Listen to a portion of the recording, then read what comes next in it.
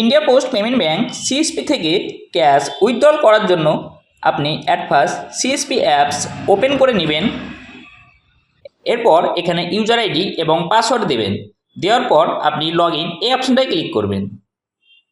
অপশানে ক্লিক করার সাথে সাথেই পপ আপ উইন্ডোজটি আসবে, আপনি এটিকে ক্লোজ করে দিবেন।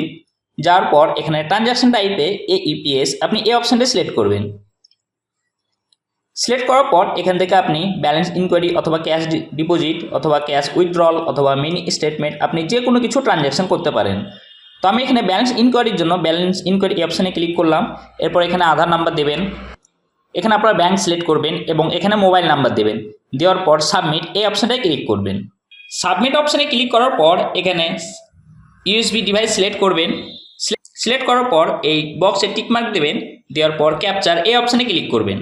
এরপর এখান থেকে আপনার ফিঙ্গার ক্যাপচার করবেন। তারপর প্রসিড এই অপশানটায় ক্লিক করবেন। প্রসিড অপশানে ক্লিক করার সাথে সাথেই আপনার ট্রানজ্যাকশনটি ফাইনাল সাকসেসফুল হয়ে যাবে।